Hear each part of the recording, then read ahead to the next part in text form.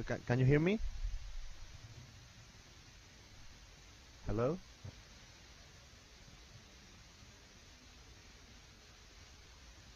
I cannot hear you.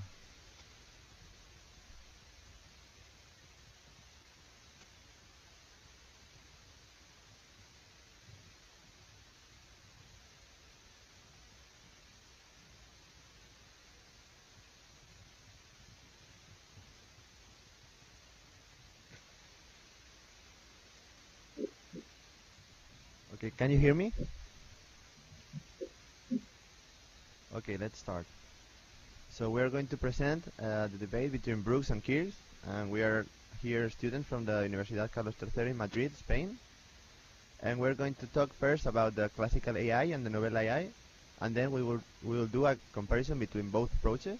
And finally, we will talk about I will discuss about the debate between Kears and Brooks. So first, the classical AI is based on the symbol system hypothesis, which is that all intelligent beings need some symbols to describe all the concepts that they need to use. So the intelligence operates on a system of symbols that represents the entities in the world. So we need several modules to find those symbols and to operate with them. And improvement of the system, it's based on the improving those functions that find the concepts. Then with the novel AI, on the other hand, what we have is the physical grounding hypothesis, which is that the world is the best model for everything.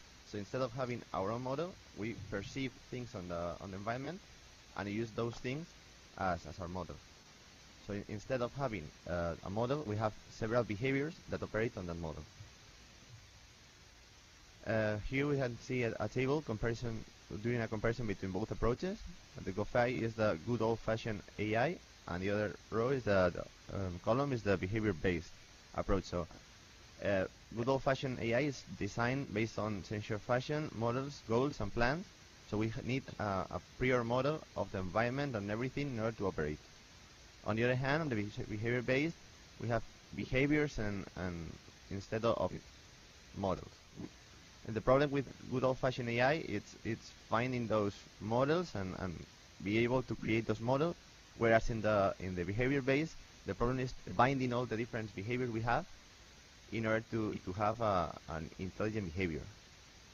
The output in the case of the good old-fashioned AI is we do an action at a time. So we first have a goal, and when we want to achieve that goal, we go to the next goal. In the behavior-based, instead, we have different behaviors that are running concurrently, so we have everything at the same time. So we have to have a priority between them in order to have one of them dominating the other. And we have an emergent behavior, which is in some cases a behavioral response, and in the behavior-based is an apparent goals and plan that arise from those different concurrent behaviors. What Brooks proposed is that the world is the best model for the robot. So instead of having, as it was before, a model for everything that the robot needs to do, instead we perceive in the model what we need. So, and we have different behaviors that are implemented at a final state machine and that work at the same time, competing between them, so that the behavior with the higher priority is the one that is working at a time. And here the difficulty is to organize those behaviors and connect them in such a way that one of them can inhibit the others. What Kears critique to Brooks' theory is that most intelligent beings, well, not most, but human beings, for example, they are not based on a reactive behavior, as Brooks proposed, but instead we use concepts to do the task with higher needs, at playing chess or something like that, and that even though the lower insects, for example, can do complex behaviors with just a reactive behavior, we need some concepts in order to do higher order tasks.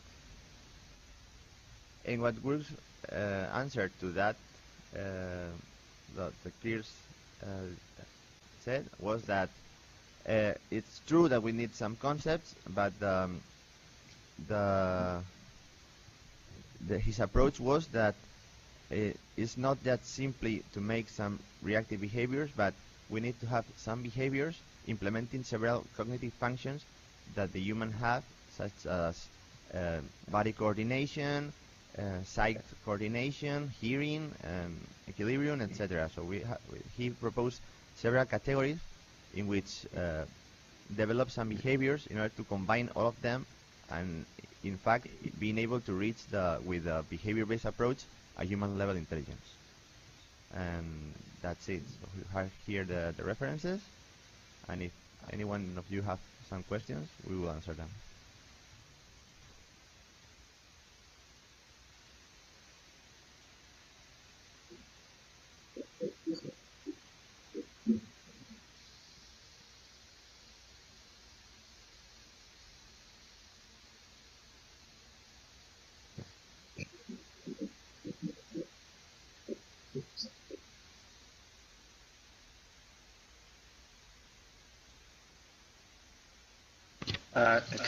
Can I ask you a question?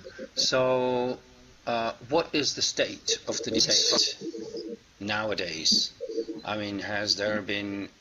I mean, at the time it was sort of open, you know, Kerr saying, well, it will never scale up to this kind of architecture will never scale up to the level of human beings. You know, there has to be this hierarchical organization. And Brooks saying, no, we have, you know, this very distributed system with inputs connecting directly to outputs without, you know, this high-level processing in between. What's the current state of the debate?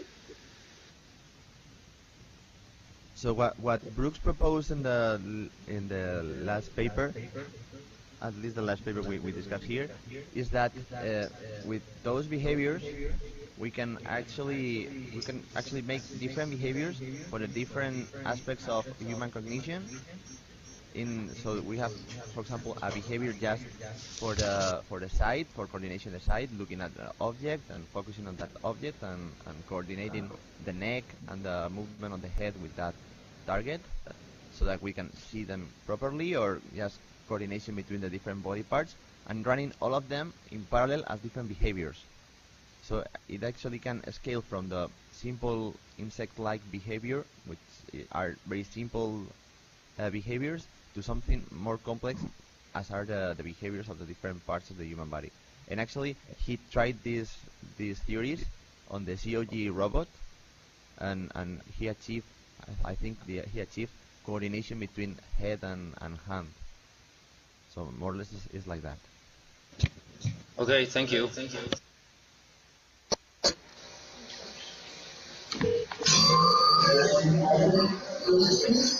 Yes, question from Moscow. What do you personally think? Do you agree with Brooks or with Kirsch in this debate? We cannot hear you properly. Can you hear now? A little bit better, but not quite.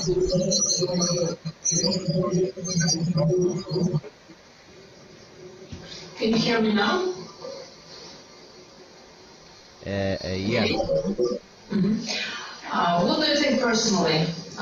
Who do you agree with, Brooks or Kirsch in this debate?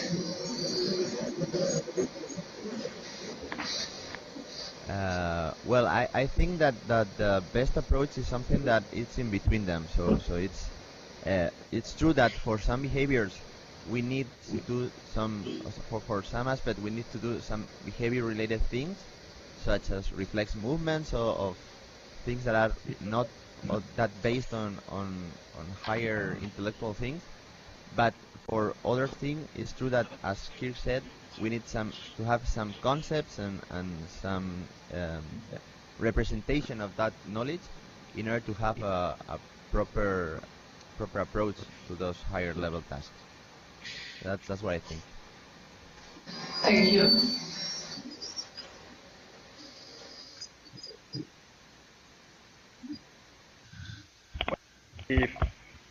If I just arrived, so I may have missed something because I apologize because I was in a traffic jam, so unexpected traffic jam. No, if I have a comment on this, because you suggest that the truth could be in between, which, okay, in many cases is a working approach. Of course, there are others where it is not.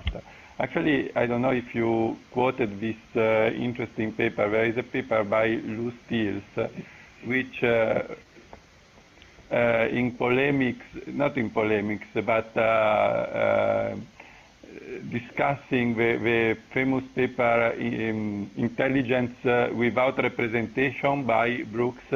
Actually, Lou Steels, which is under many respects in the same line of Voigt, wrote a paper which was called Intelligence with Representation.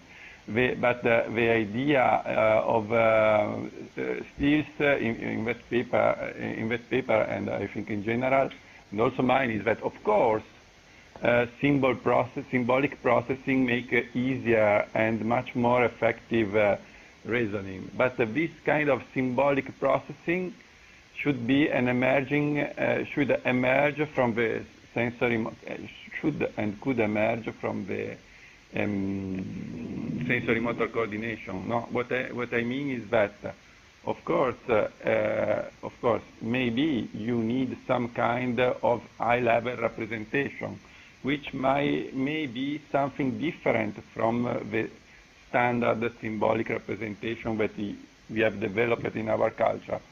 But this doesn't mean that this high-level representation comes from an emerging process. So it's a kind of self-organized representation. If you check our treasure of guest lecture, there was a very nice one by Nunez about where mathematics comes from, which I think it may help a lot. But anyway, thanks for the presentation, but I will check in the recording. Nathan? So as you know, the first lecture every day is the basic thread lecture. So it's the lecture which should follow a more defined logic, and it's actually develop the main idea of a lecture series.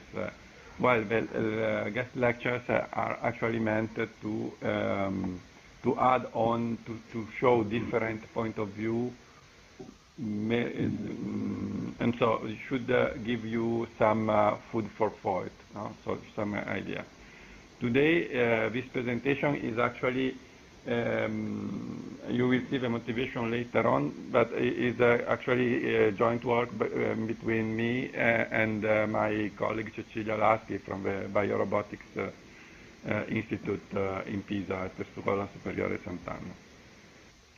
So actually, we frame this discussion into the context of, but so, assuming that we are looking for a new approach, a new paradigm approach to design robots and artificial intelligence systems, how we should proceed.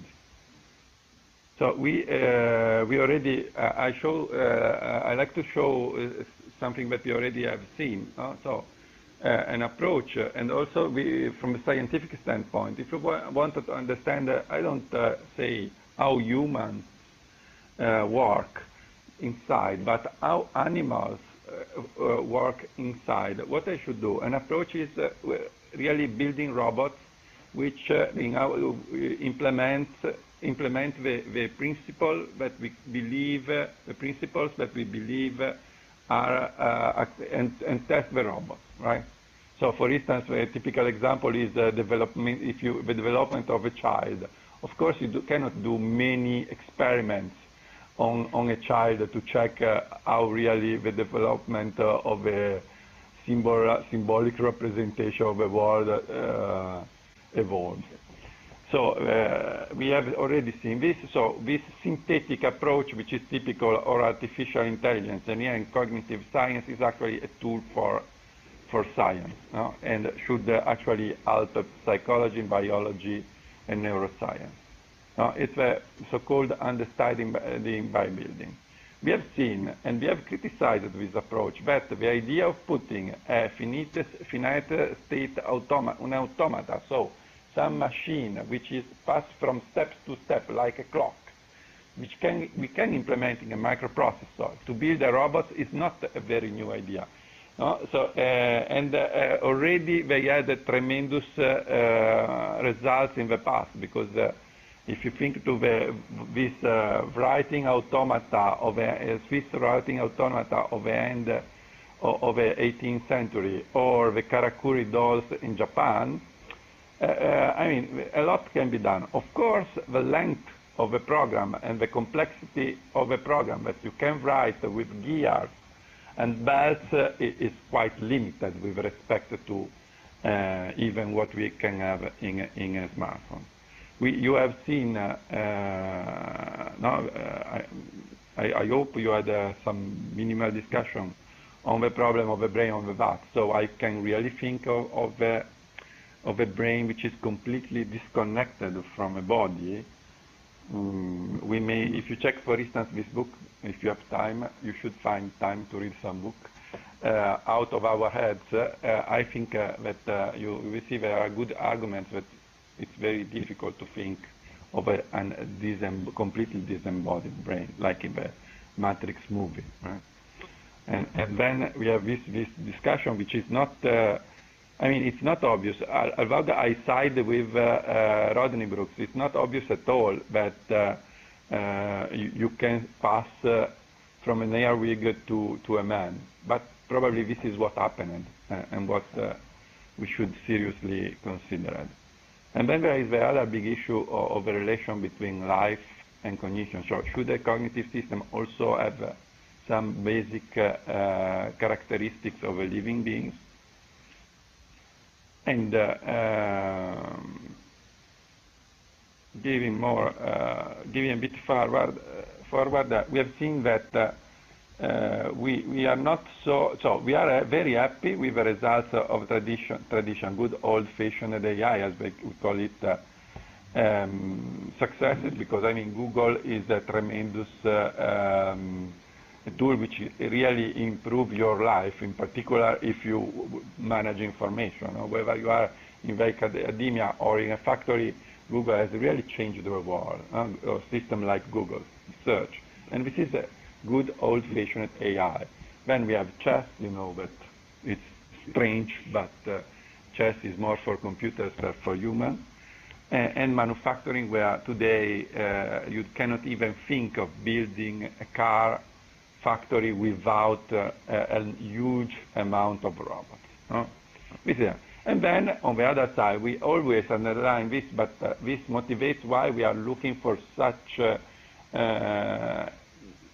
hard challenges, no? Because I mean we have a well-defined technology based on well-technology science. Why we should look for fancy things like self-organization or soft robots? No? Why? We see that there are also limits that at this point, after more than 50 years, could be real limits. No, it come from some real paradigm problem, which are that we cannot found the behavior if not by coding it in some symbolic structure which we superimpose on the system. We cannot really have something a natural, what we feel as a natural way of behaving. So if you look at a cat, but even a spider, we have idea that, oh, this is able to interact with the environment. If you look to a robot, you know that you cannot change the environment, otherwise the robot will have problems. And in fact, the real problem is the interaction. No? So the problem is how to put the labels. Right? So, and we will come back on this many times. We really think that we need to pass from this computational paradigm to the idea that cognition emerges. This is on the one hand is an easy thing because temperature emerges from the movement of the atoms, and this is has been known for many times. On the other hand, it's still a working process to really understand how to engineer a system which emerge some level of concept. A way out could be developmental robotics, and we will see in the next lecture that something has been done there.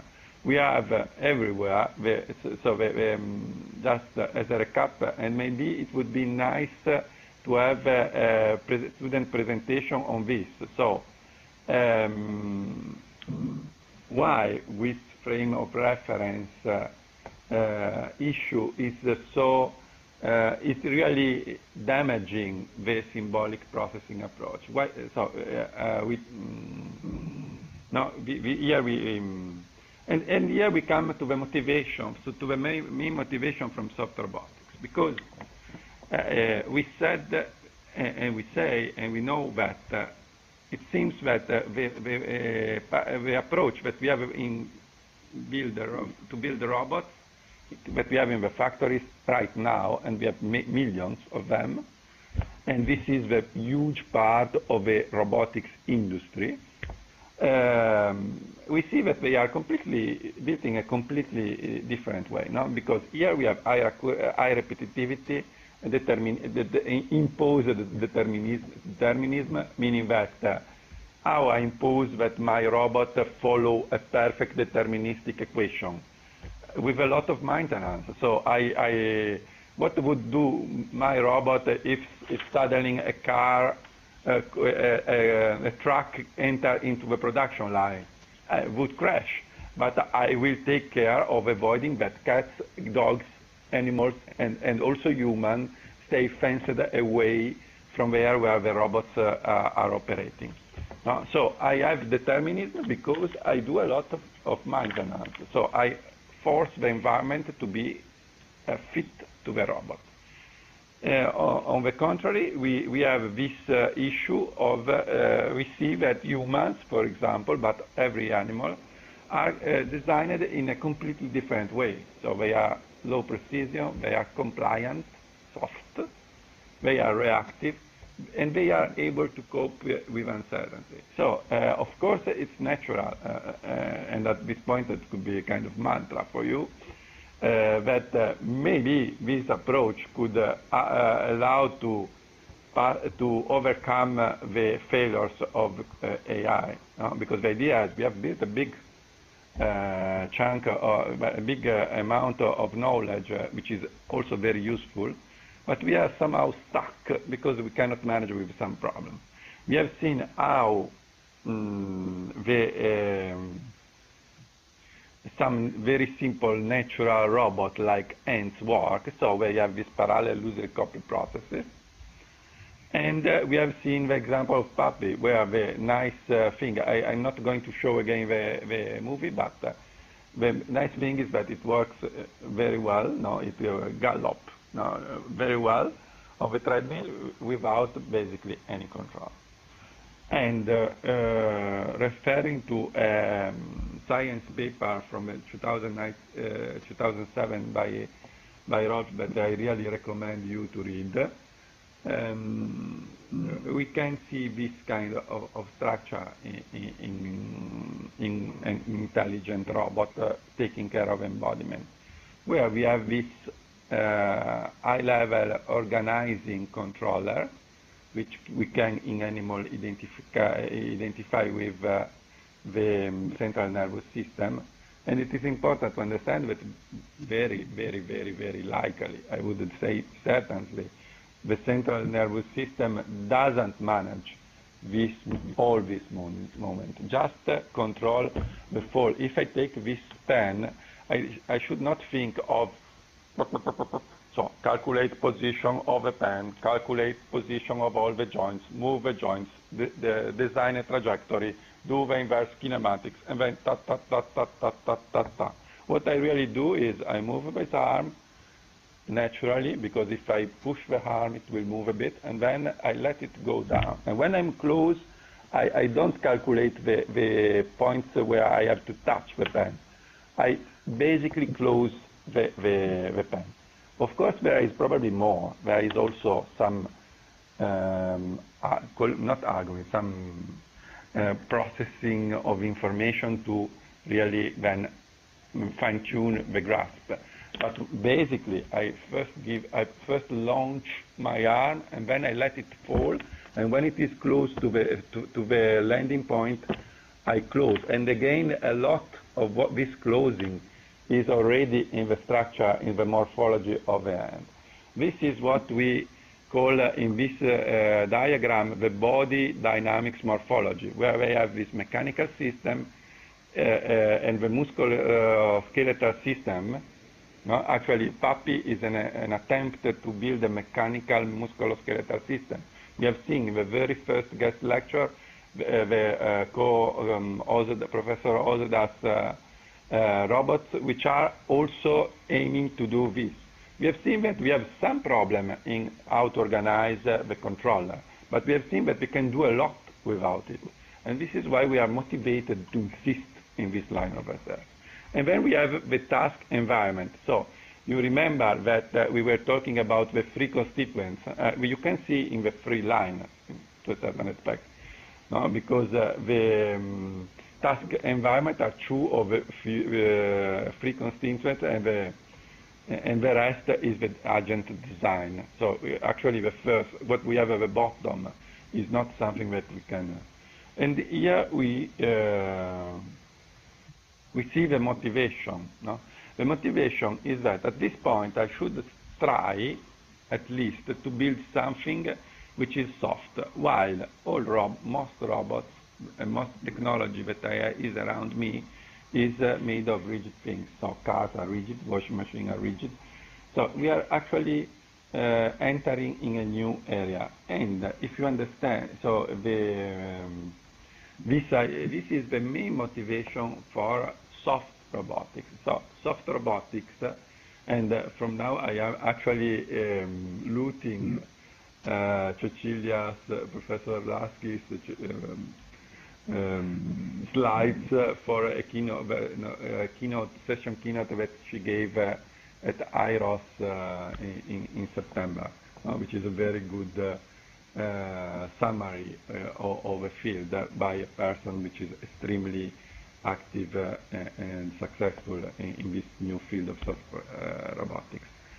So, the problem is that if I believe that I want robots which are more closer to the right side, no? More close to the animals and the humans, that the robots that I already have, I need to confront myself with the engineering and scientific challenges of building robots which are soft. Because it's not the case that there are not many soft things around you. It's difficult. Huh? So first of all, we need, so what I really mean as a soft robot. So I can basically mean two different, similar but different things. On the left, actually on my left, so on your right, no, it's on the left. I can see something that I could call not, you know that you have shallow and deep ecologists, right? This could be shallow soft robotics, and on the right we have the deep soft robotics. Why I say that? Because what I do in this approach to, this is work made at DLR under the coordination of Alin Albu-Schaffer. And this is the DLR humanoid robot Justin. What has particularly novel in Justin? If you look at the arms are actually, they are not rigid arms. What I mean as a rigid arm? As a rigid arm, I mean a piece of steel, basically, with a motor and some method to measure the rotation. Then, considering the rotation, the motor gives. But this arm is a rigid piece of steel. And there are not, for example, spring of dampings. apart from the natural behavior of a motor, but they are not in the mechanical structure, springs or damping. And so means that basically my motor, and I also, of course, this residual compliance of a motor is something that I try to limit and control, and if I could, to avoid when I design a welding arm. So here we do a step forward, which is a step forward that you can do without a new control paradigm. What I do? I use compliance, I put springs into the arms, and I control actively the spring. What does it mean, this? It's a step beyond what has been done traditionally. Traditionally, I have a multi-body rigid model that people more versed in mechanics can understand what I mean, but the idea is that I have these pieces of steel connected with motors. I try to consider the motor an ideal motor, so something which gives me a torque according to my wishes, and then I basically calculate the movement following Newton's laws. This is Newton's laws of rigid bodies, which is slightly more complicated than material points, which is what you see in the high school when you study physics, right? So here I have a more complicated model, but still a deterministic model, meaning that I consider also the springs, and so I write equations where I also have the fact that some energy can be accumulated into the spring. This is into the springs. This is the basic difference, because a rigid arm cannot accumulate energy if not as kinetic energy. And there is a clear problem with kinetic energy. If I move this arm very quickly without stopping, this kinetic energy is harmful. No? What has been done in this Justin robot, and it was actually implemented also in a KUKA robot, the LBR, which is the German for lightweight robot, is this idea that if I have spring, I can move energy from kinetics, so from the movement, to the spring. And in this way, I can stop, I can modulate the movement and avoid to harm people. So this is already, I like to provoke people. So I said, this is swallow soft robotics, but it's extremely useful. And it's a big change, because at this point, this kind of robot, if properly controlled, can avoid, are not harmful. So I can remove the fences, because the robot will adapt, will move energy from the movement to the spring. So it's not necessary to, we could, as usual. Here you have a reference to the special issue on soft robotics on the Robotics and Automation magazine. So you can check the equation, but the concept is that you have, in one case, you only have kinetic energy. In the other case, you have kinetic energy and elastic energy. And you can move energy from kinetic to elastic. And this point, you have part of what we are used to see. Well, so it's not so harmful if I kick.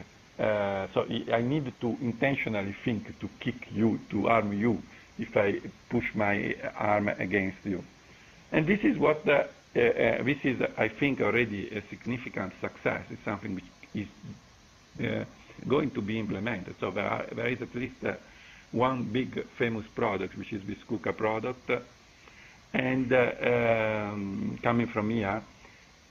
And then there is the other approach, because it's important to remember that people usually use two different words. And the other one is the more is the more challenging, the more ambitious, if you want, and the more long-term. So the other idea is that I really use compliant structures, because on the left, I see a rigid structure with springs, and the overall structure will be a compliant structure.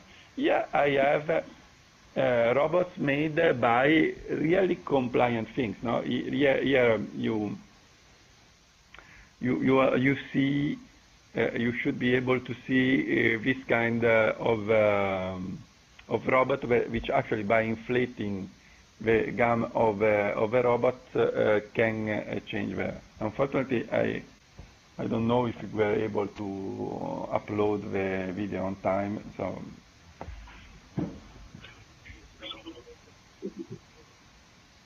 You have them.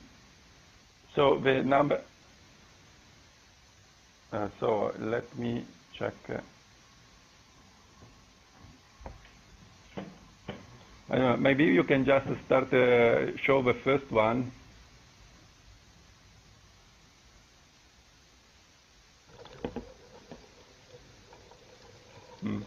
So this is an example of what we see in nature. So this is, you will see, what is it? You may ask the question to the audience. So what we are seeing right now, what's this strange animal coming out of a bottle? And the second one. So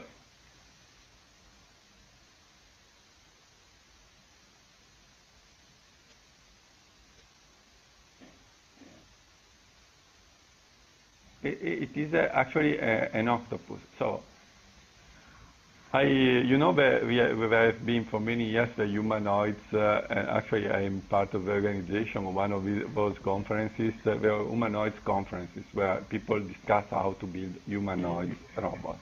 I would be extremely happy if we were able to build something comparable to an ant.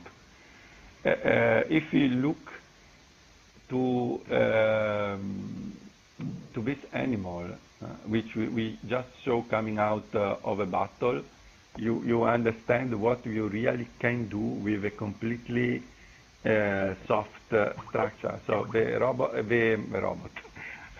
the octopus is not only as you know, you may have known, not able to predict the winner of a football match.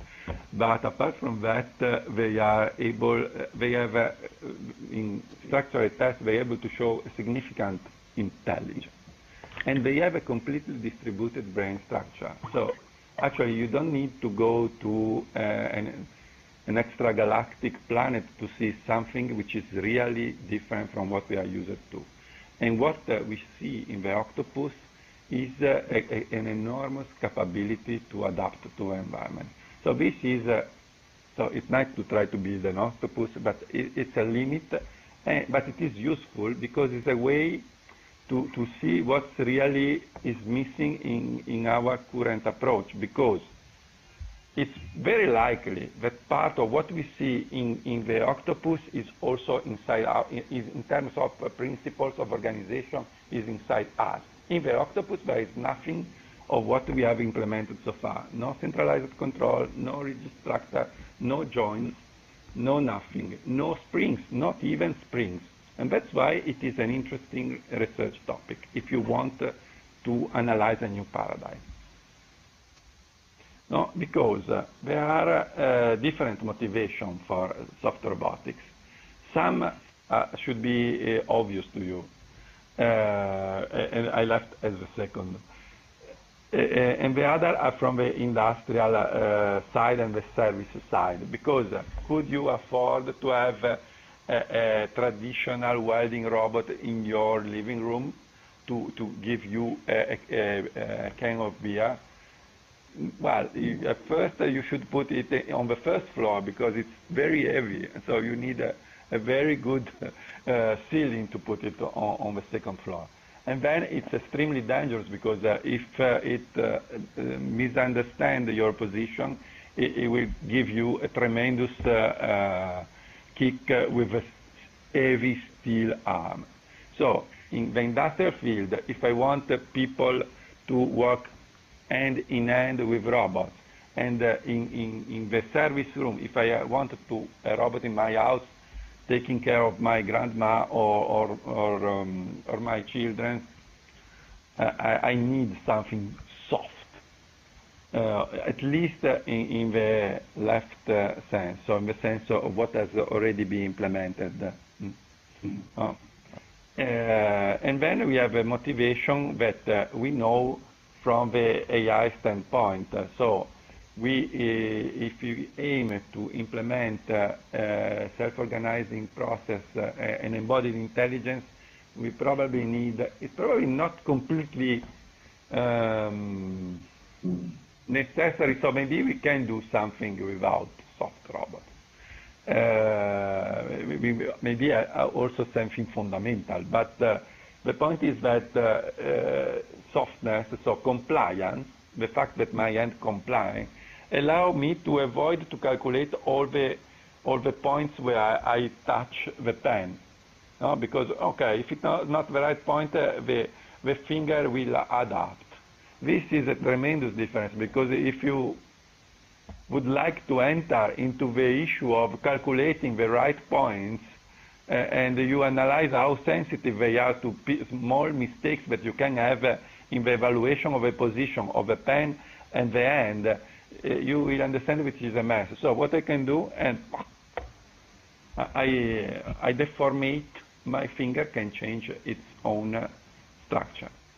So if you want to stay on the right side, soft robotics is tremendously helpful. So we have converging reasons. So we have, on one side, we have the evolution of thinking in AI. After more than 50 years, we see problems.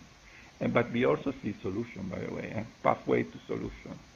And on the other side, we have serious needs that we cannot meet with our current technology. So we are motivated to go forward and to try new avenues of thought. Many of them will be wrong, but for sure a few will help us to really improve our life. So if I quoted this past project, which is the Octopus project, where some of these challenges were attacked. Projects are meant to and they actually were several models. For instance, also from the theoretical point of view, and in particular from Rolf's lab, have been proposed during this project to try to control this arm, because it's easier to say than to do, because they say, so this is useful, but what I can do? And now I don't know which movies we have. No.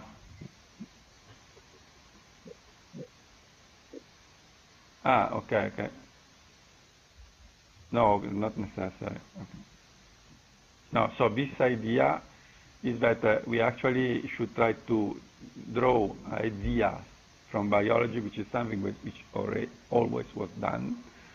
In the past, they used to do that, and we continue to do that, and to try to build robots which implement this principle.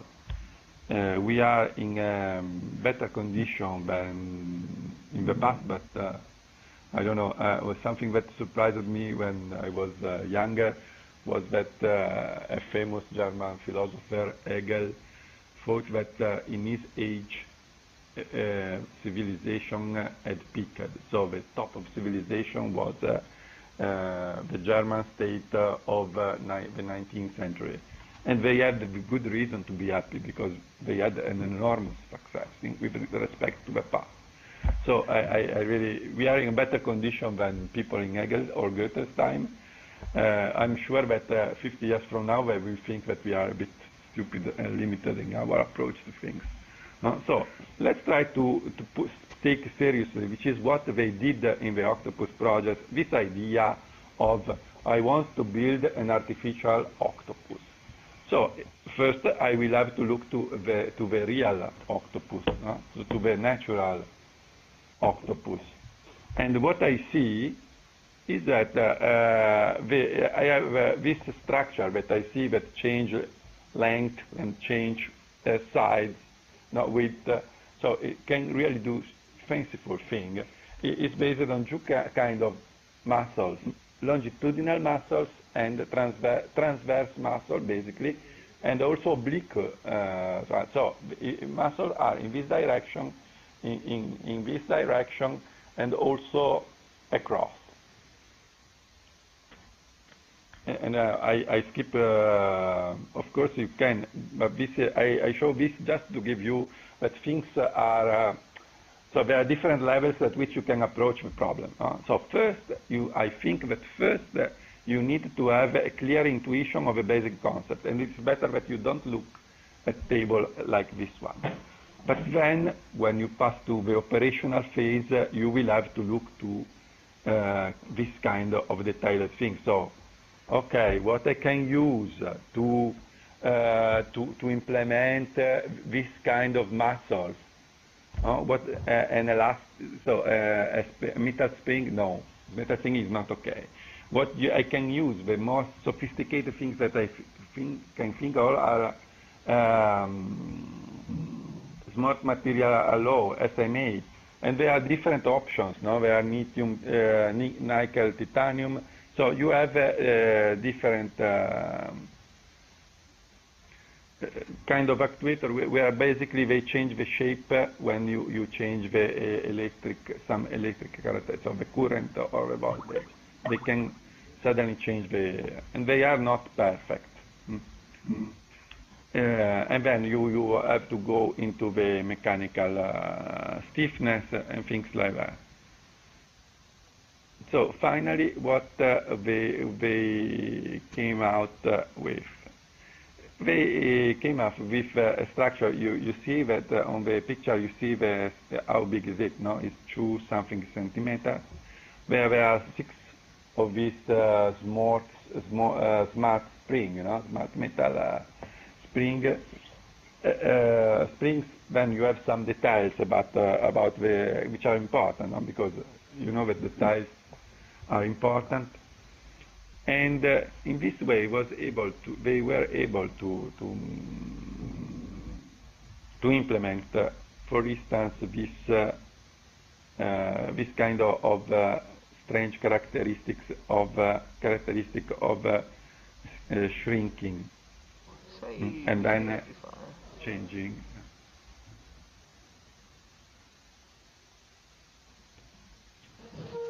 Okay, here you see the corresponding.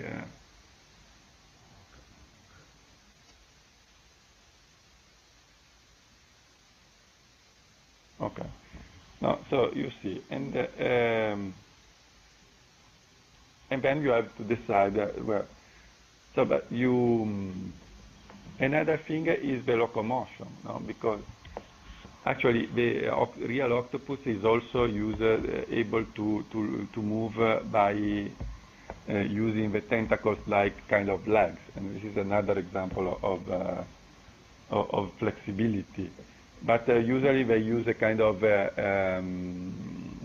mechanism which is close to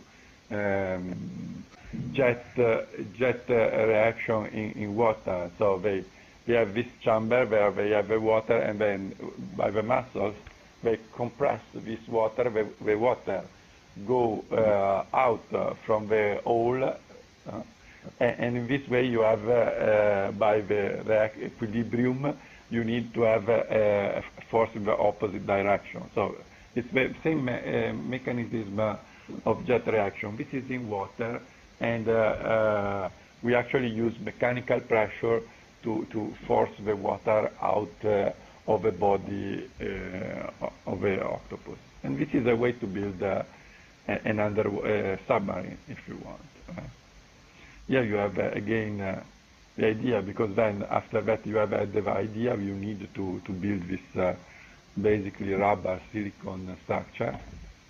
So actually this octopus, I hope they will forgive me, is SMA actuators, few sensors well positioned, and so the morphology matters. So sensor put in the right places, and SMA muscles put in the right places and silicon and rubber.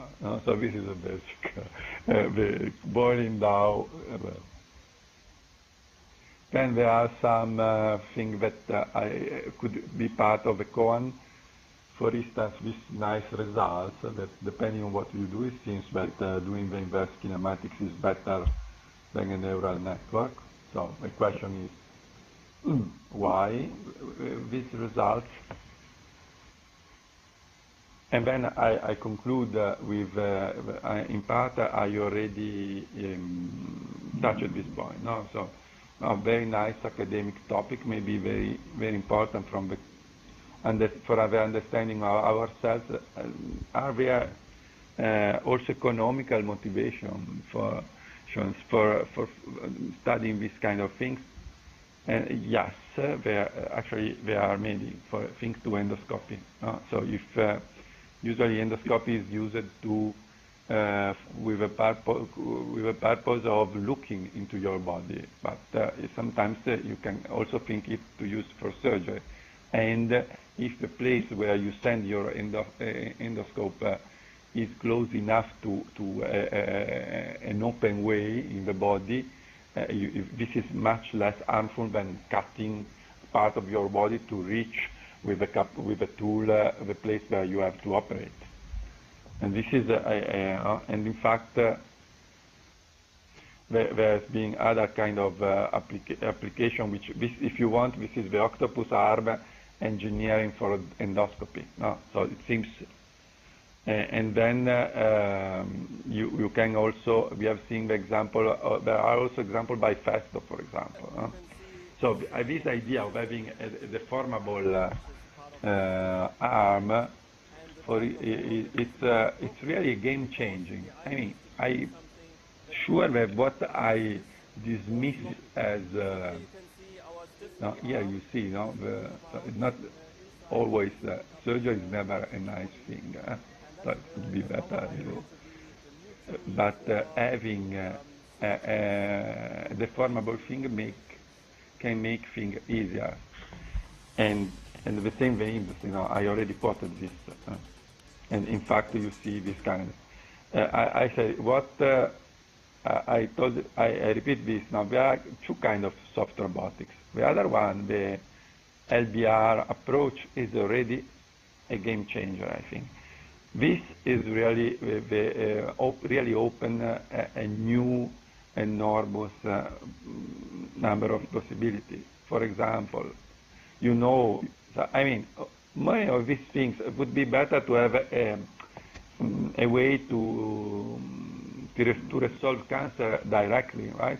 But you know that many people have problems because they had some surgery in the larynx and they cannot speak properly anymore. So you may think, how I can build a larynx, an artificial larynx. You need some kind of soft robot technology. So, which, as I told you, is an open field. So you see that these are products, so these are existing things. But you should understand from this presentation that, and to the all little series, that there is a lot of work for you young people, and for us less, or differently young people, young in spirit, I would say. No, and then you are soft actuators. This is an existing project on an industrial project on soft actuator. And okay, my line of preoccupation, I left as the last because we have seen in one of the past lecture the status of the art in marine application. We have seen many UAV, which were again were ships, so underwater ships, not submarine, rigid submarine. Here you can think of the octopus used as a drone, as an underwater drone. And in fact, they are in Livorno. They are more or less trying this approach to having, because we are far from the real octopus, right?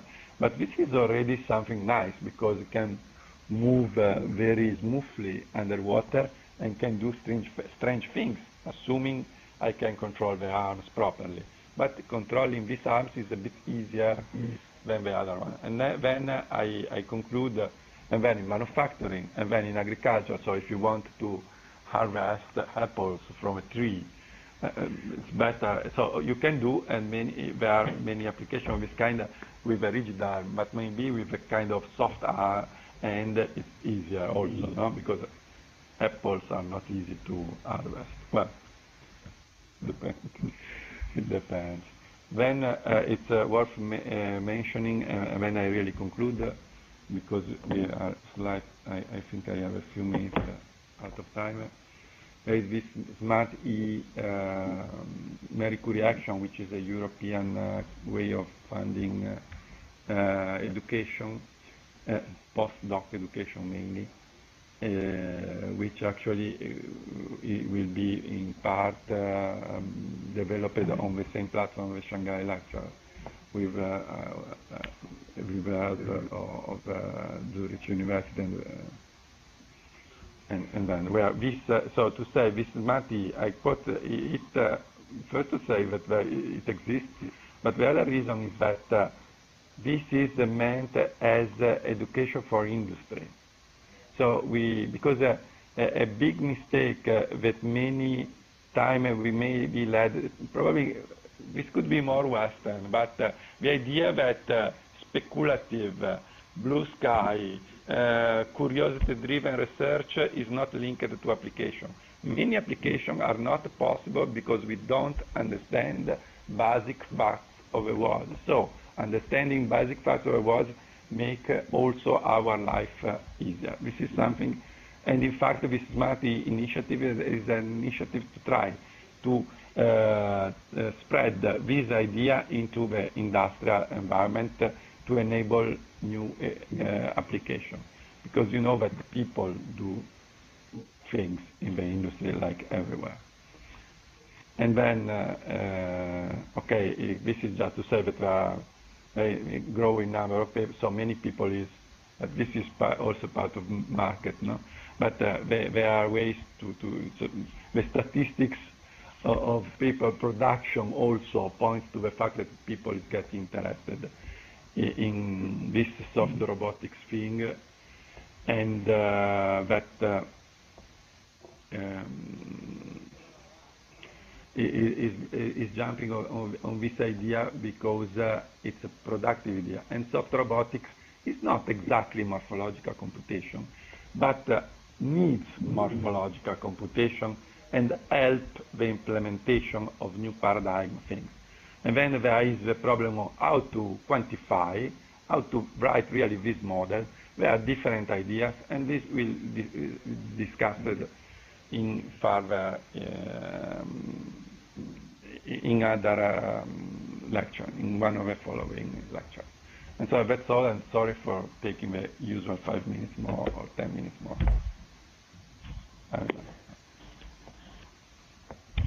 So if maybe we can, maybe we really just, we may leave the, yeah.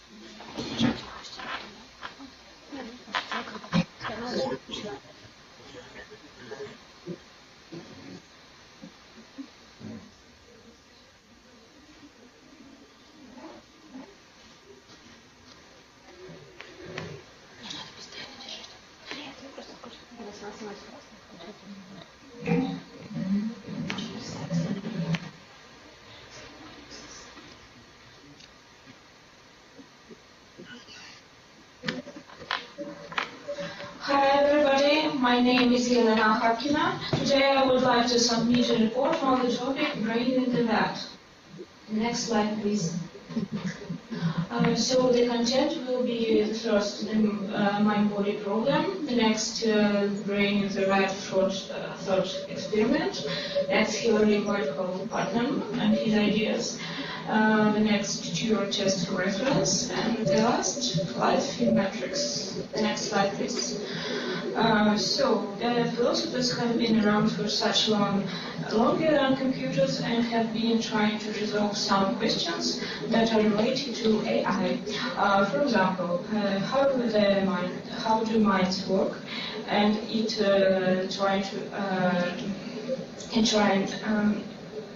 possible for machines to act intelligently, and the way that people do, and if they did, would they have minds?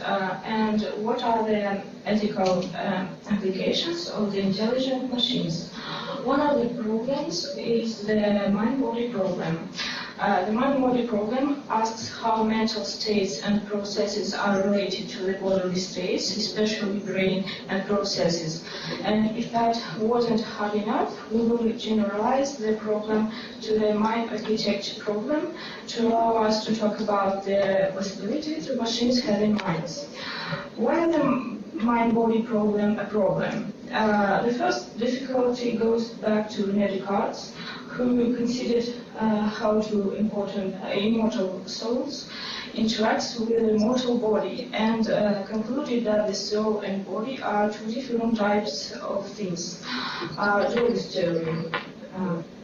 The monist theory, often called materialism, holds that there are no such things as immaterial souls, only material objects.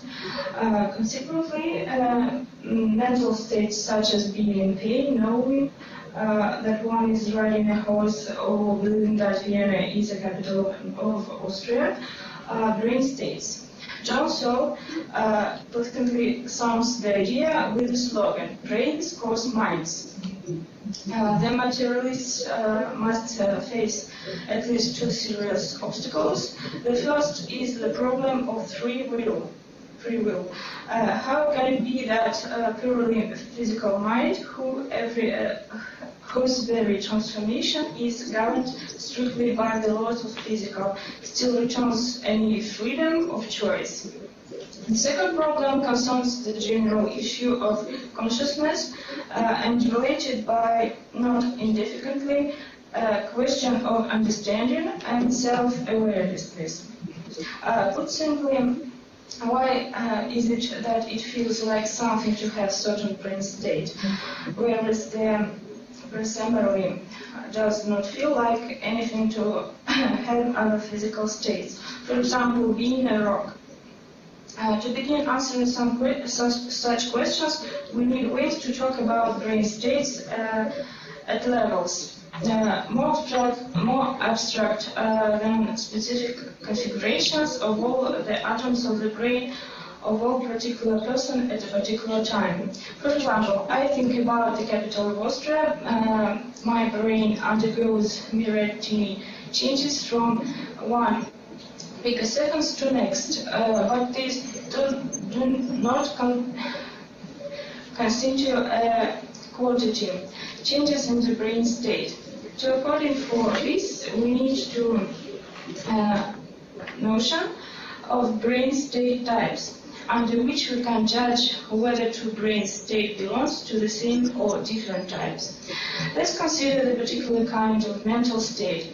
There are states such as believing, knowing, desiring, fearing, and so on, that refer to some aspects of the external world.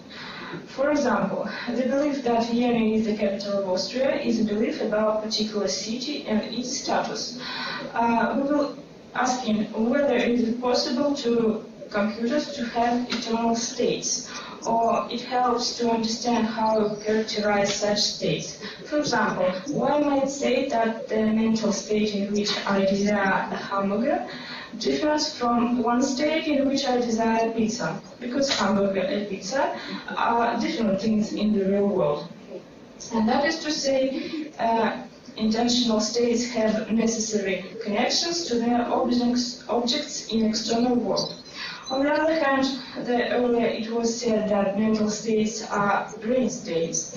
Hence, the identity, non-identity, the mental states should be determined by staying completely inside the head, without reference to the real world. To examine the dilemma, there are three thought experiments. You could see them in the slide: the brain, the brain processes, and the Chinese room. These experiments attempts to separate. Excuse me.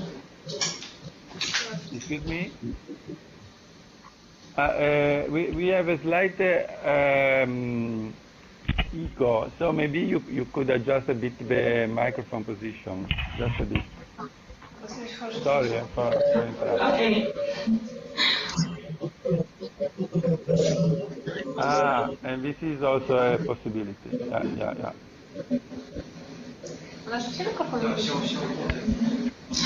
So there are three experiments that can separate intentional states from their external objects. The first is the brain in the vat, the second is the brain in its processes, and the Chinese room.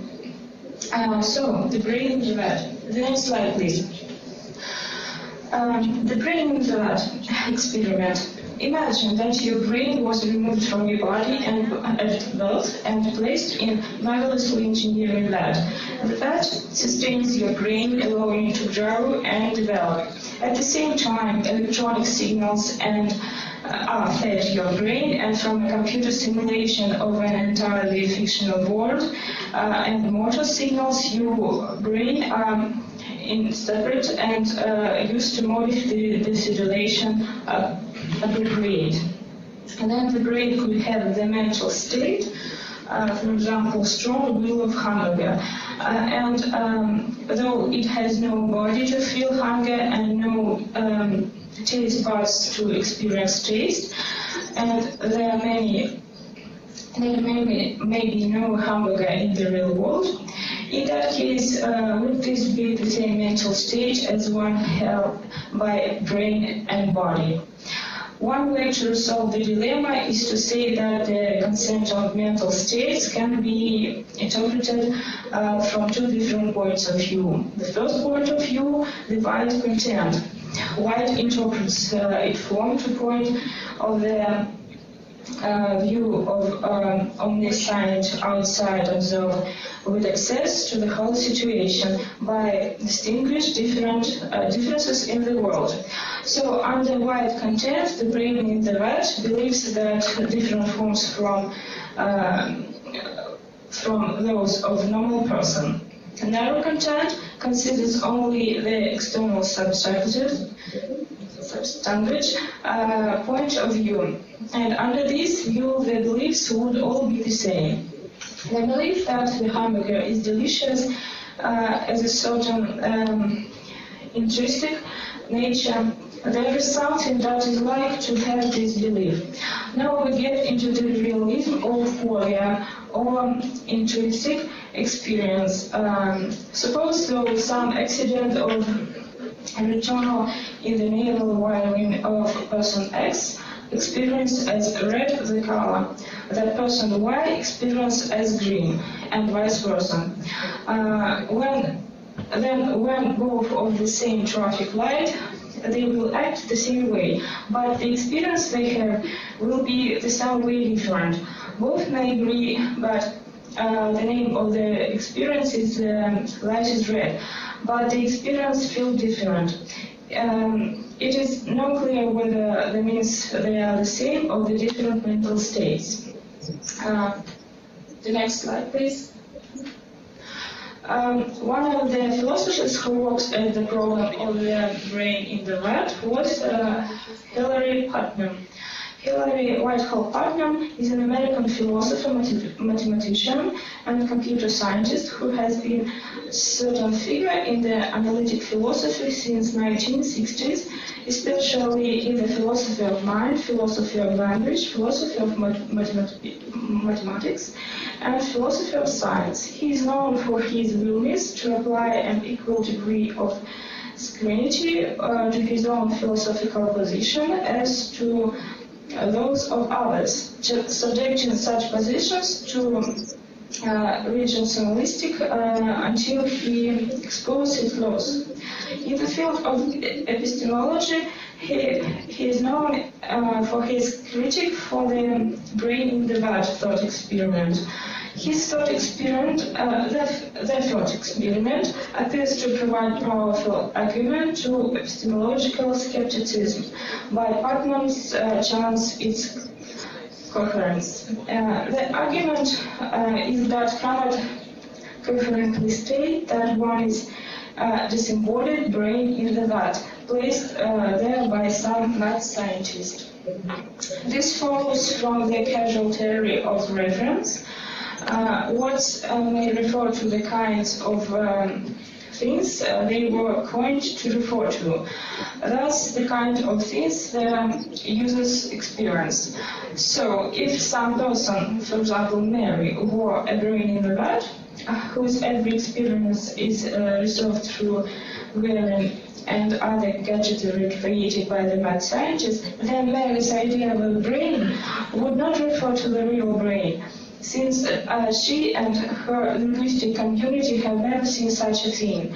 Rather, she saw something that looked like a brain, but was actually an image fed to her through the wiring.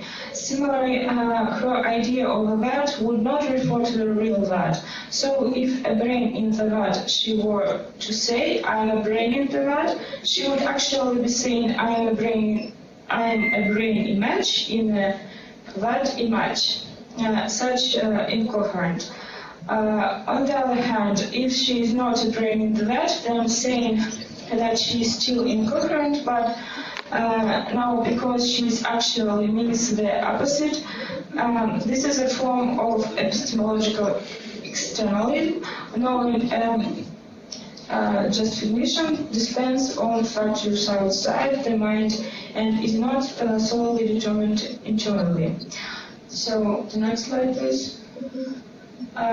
So, the Putnam used a general idea of the Turing test. He called this test Turing test for reference. So, reference in this case is the perception according to which meaning or meaning component of the linguistic expression is the subject on which this expression points. So, the Putnam says, imagine the situation in which the task is not to determine whether the interrupter is a human or machine, but to determine whether he uses the words of the same reference as you. So, the machine may well assume, the machine may have the best English or any other language, but it cannot recognize an apple tree or an apple, or a mountain or a cow, a field or a bell tower, if they were in front of it. So the Putnam say, we got a machine for production for proposal in response to the proposal, but none of these proposals is in no way associated with the real world. Next slide, please. If you connect two machines and get them to play the simulation game with each other, they will cheat each other endlessly, even if the rest of the world will disappear. Our speech about apples, fields, and other things closely links with non-verbal relationship between us and these items. So, Sorry, I just want to say you that you should finish because you already you overused it with the timing. So it's very interesting. So I didn't interrupt you, but okay. you try to close it. I made it. 1 minute maximum. Sure. Thank you. Okay. Sorry.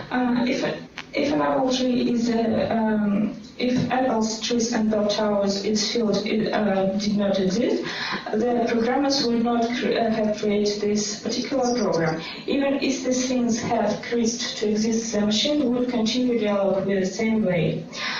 This will be a critical step in achieving the conclusion of that the brains in the vat generally cannot point to anything external, and that cannot say that they are brains in the vat. Next slide, please. the list.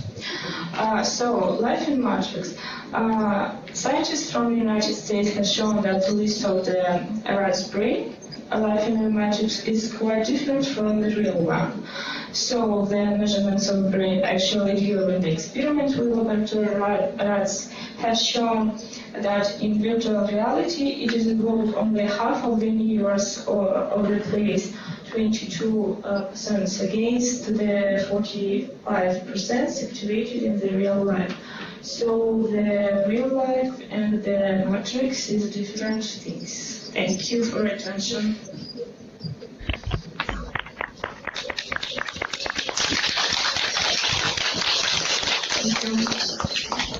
Thank you for your presentation.